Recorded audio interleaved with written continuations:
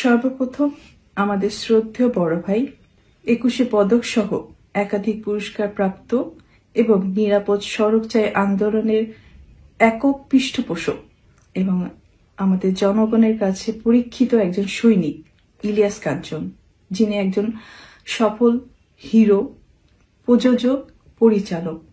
আর সাথে আছেন আমার বোন নিপুণ, যার মনটা অনেক বড়।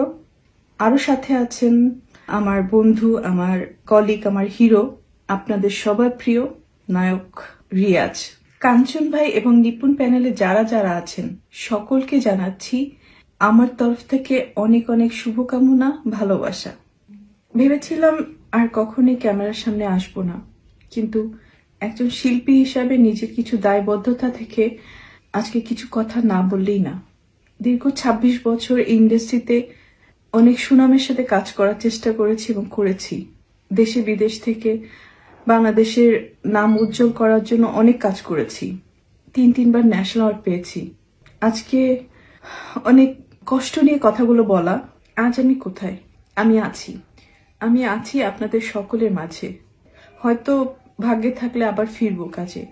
তবে যে কথাটা আমি বলতে চেয়েছিলাম সেটি হচ্ছে, বর্তমান সমিতির একটি মাত্র ব্যক্তির কারণে, তার পলিটিক্স, তার নোংরামি এবং অনেক রকম অপকর্মের অসহযোগিতা করার কারণে আমাকে বারবার অপমানিত হতে হয়েছে। শুধু আমি না, আমাদের মতো রিয়াজ, ফেরদৌস, পূর্ণিমা, নিপুণ, আমাদের সকলকে ব্যবহার করে, আমাদের কাঁধে বন্দুক রেখে যে এই চেয়ারটিতে বসেই বিভিন্ন রকম অপকর্ম করার চেষ্টা করেছে, যেখানে আমি সায় দেইনি বা আমরা সায় দেইনি, যার কারণে আজকে আমি ভিকটিম এবং আমাকে অনেক অপমানিত হতে হয়েছে। আমার মতো শিল্পী, যে আমি 3বার ন্যাশনাল অ্যাওয়ার্ড পেয়েছি, আমার মতো শিল্পীকে সদস্যপদ বাতিলের জন্য চিঠি দেওয়া হয়েছে।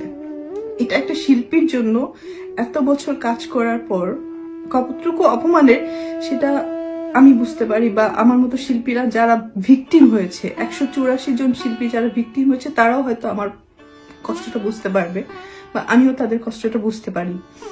এই নোংরামির কারণে আমি আমার মান সম্মান নিয়ে থাকার জন্য, বা আমার জানের ভয় ছিল, সবকিছু মিলে আমি নিজেকে গুটিয়ে নিয়েছি চলচ্চিত্র থেকে, আপনাদের কাছ থেকে।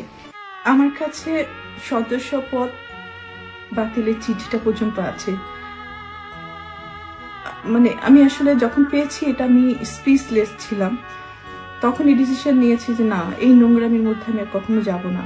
যদি কখনো পরিবেশ ভালো হয়, এই নোংরা মানুষগুলো যদি সরে যায় ইন্ডাস্ট্রি থেকে, তখনই আবার কাজ করব। আমরা সকলেই জানি আমাদের এই এফডিসি আমাদের জাতির জনক বঙ্গবন্ধু শেখ মুজিবুর রহমানের স্বপ্নের এফডিসি। আমাদের এই এফডিসি আমাদের মাননীয় প্রধানমন্ত্রী শেখ হাসিনার স্বপ্নের গড়া এফডিসি। আমরা তাদের এই স্বপ্নকে বৃথা যেতে দিতে পারি না। আর ছোট্ট করে হাত জোর করে একটা কথা বলবো, যে ভুলটা আমরা করেছি, আমাদের যে ইলেকশন আসছে, সেই ইলেকশনে আপনারা সে ভুলটা করবেন না। সঠিক মানুষ চুজ করে ভোটটা দিবেন, যাতে আমাদের চলচ্চিত্র বাঁচে। চলচ্চিত্র বাঁচলেই আমরা বাঁচবো। আমরা পরিবর্তন চাই, আমরা কাজ চাই। আর তার জন্য আমার কাছে মনে হয়েছে, আমার কাজের এক্সপিরিয়েন্স থেকে আমি বলছি, হয়তো আগে একটা ভুল করেছি, যেটা একটা ভুল মানুষকে আমরা সাপোর্ট করেছি, যেটার কারণে অনেকগুলো মানুষ আজকে বিপদের মুখে, ইন্ডাস্ট্রি আজকে বিপদের মুখে, সমালোচনার মুখে।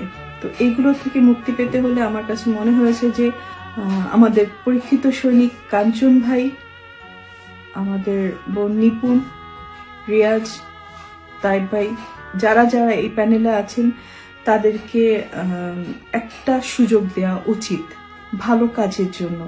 আমার কাছে মনে হয় যে অ্যাটলিস্ট শিল্পীর মূল্যায়ন করবে, কাজের মূল্যায়ন করবে, কাজ দিয়ে আমাদেরকে ব্যস্ত রাখার চেষ্টা করবে। অন্তত পক্ষে শিল্পীদেরকে নিয়ে অসম্মানী করবে না বা রাজনীতি করবে না, এই বিশ্বাসটুকু আমার আছে। প্লিজ, আপনারা ইন্ডাস্ট্রিকে ভালোবাসলে, আমাদের চলচ্চিত্রকে ভালোবাসলে, চলচ্চিত্রকে বাঁচাতে হলে অবশ্যই কাঞ্চন নিপুণ প্যানেলের যারা যারা আছেন তাদের সকলকে ভোট দিয়ে জয়যুক্ত করুন।